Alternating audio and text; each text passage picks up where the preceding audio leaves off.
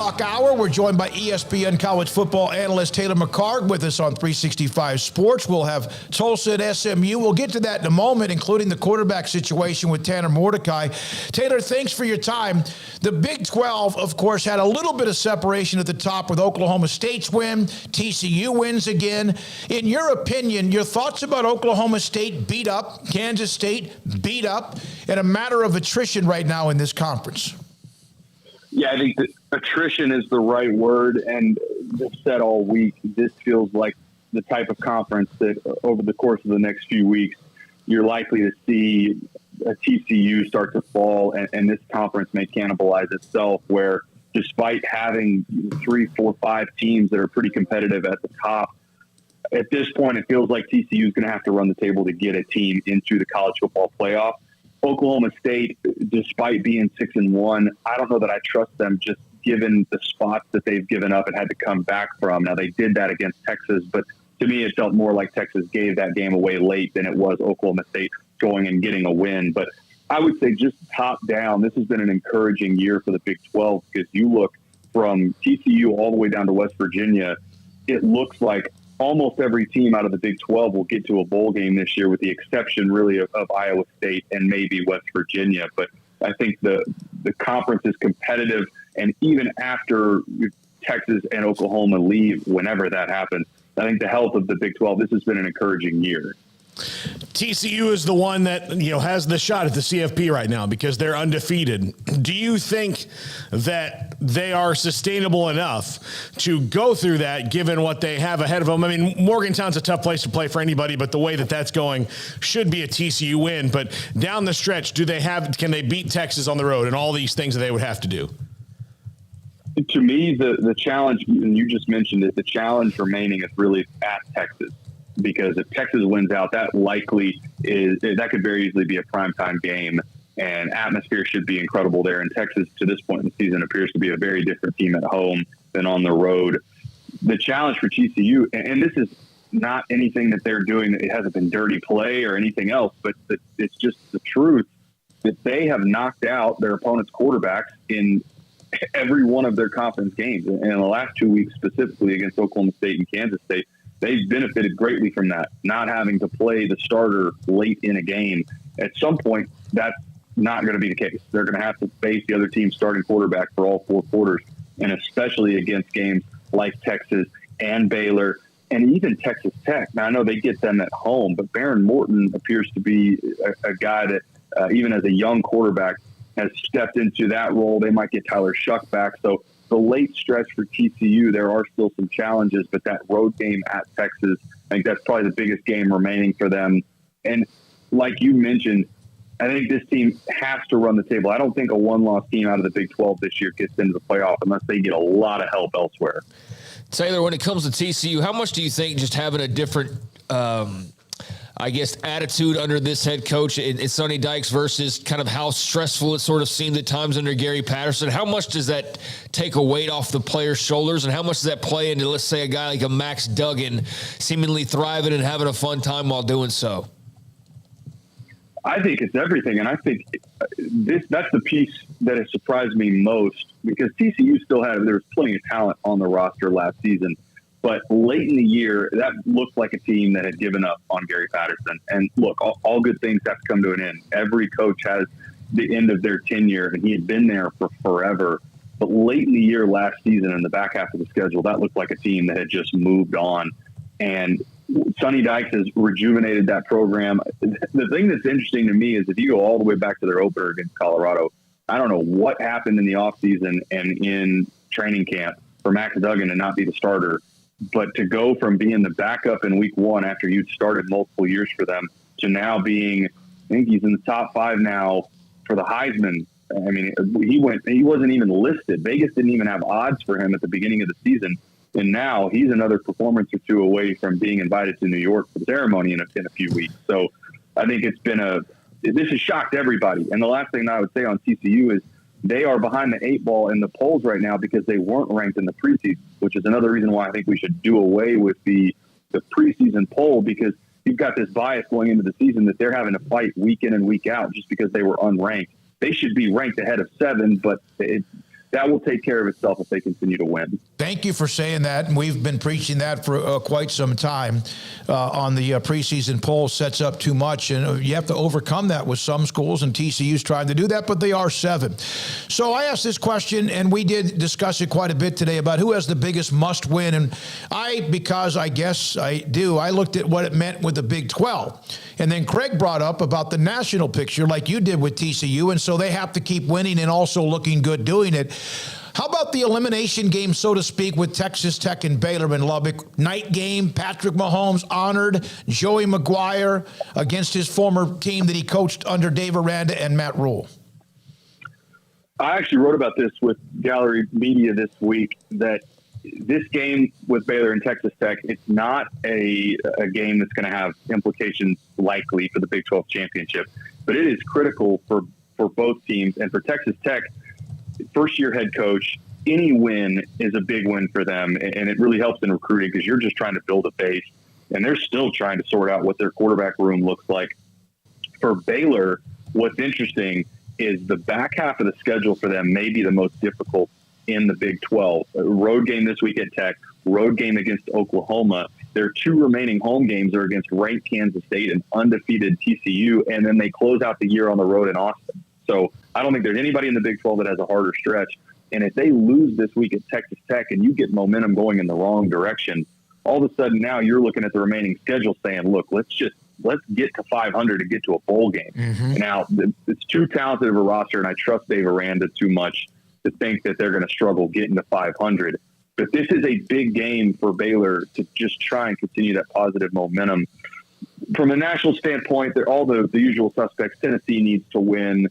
Anybody that's trying to get into the college football playoff obviously goes without saying week in and week out has to win. Another game that I think is just regionally is incredibly important is A&M and Ole Miss, because A&M at the beginning of the season, we were talking about playoff implications. Now we're talking about, is this team going to get to bowl eligibility? Now, the only thing I would say in A&M's favor, they are the only team in college football that plays in a conference that has not had a conference home game yet. They're the only one. This is the first conference home game they have this week against Ole Miss.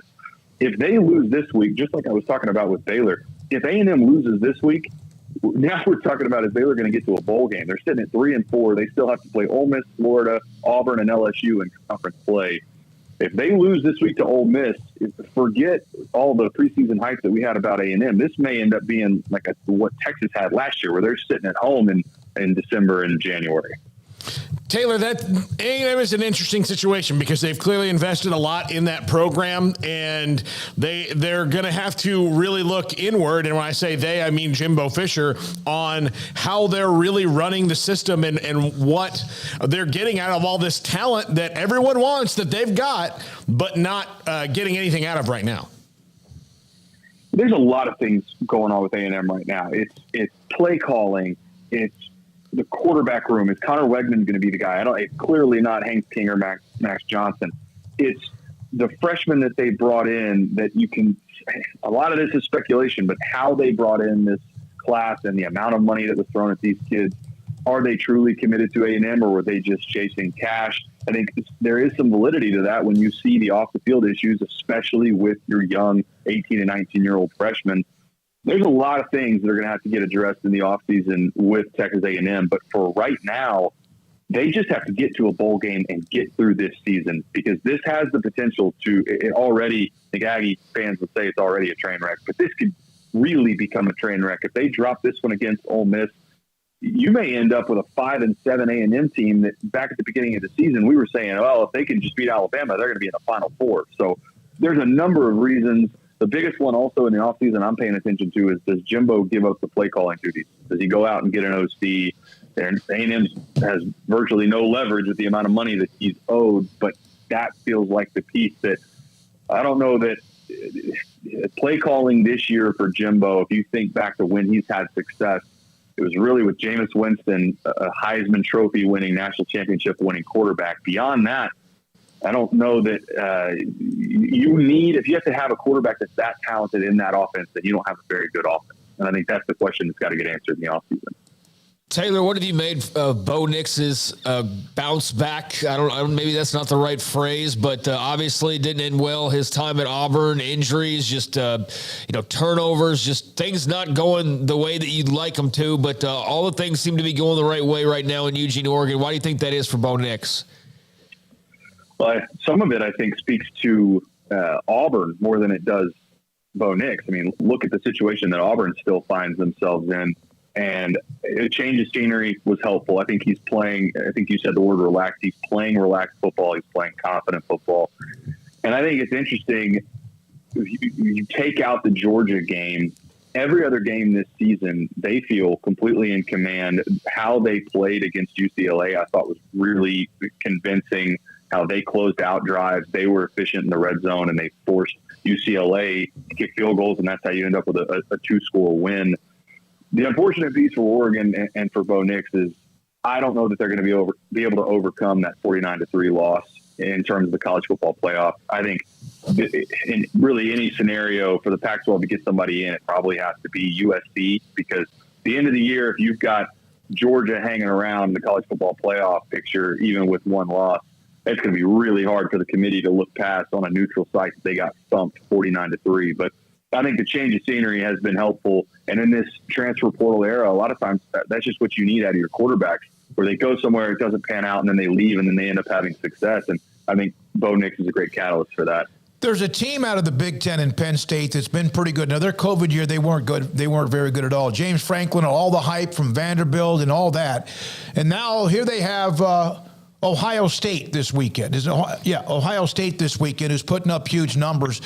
Penn State's good, but they're very, almost blah. Do they have any chance to slow down the Buckeyes in that offense?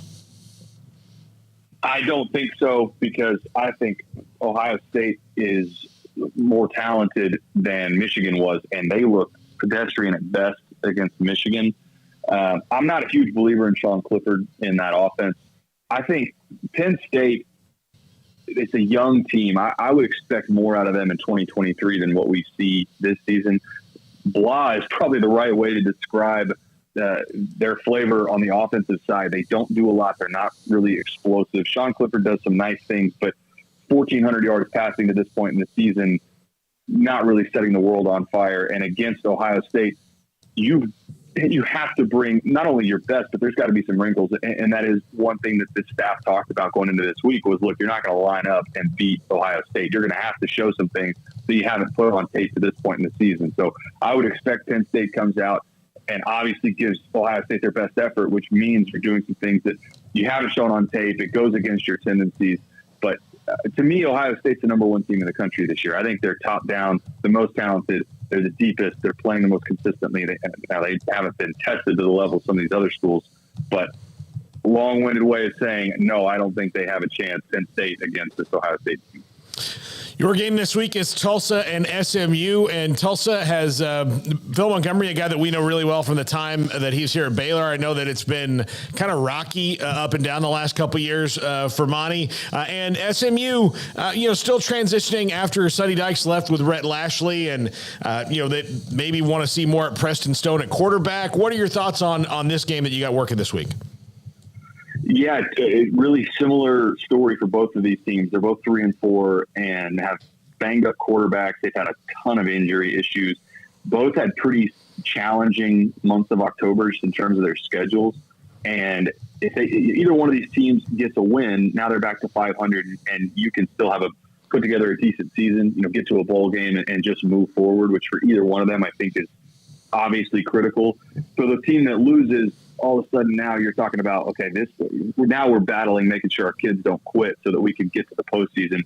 We had our calls yesterday, and I thought what was interesting that they both pointed out was neither one of them, look, we're not having any issues with kids quitting or kids trying to hit the transfer portal. Everybody's fighting, everybody's committed, which at this time of year, that's all you hope to see for teams that are under 500, because there's nothing worse.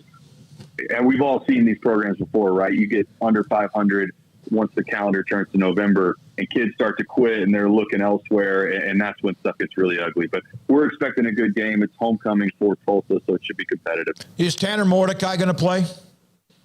Game time decision. They were pretty candid with us about he has not practiced all week and is not going to practice, but that they feel confident enough in him that if he's ready to go, even without a week of practice, that he can still play, that they have that level of confidence in him. But he's going to go through warm-ups, and they're going to make a game-time decision. So you guys will find out at the same time we do. Well, I can tell you this, that I had a little birdie tell me that you're going to have to take his helmet away for him not to play. So he is a tough young man. Obviously, that will have to be a program decision, because if it's up to Tanner, he's going to play.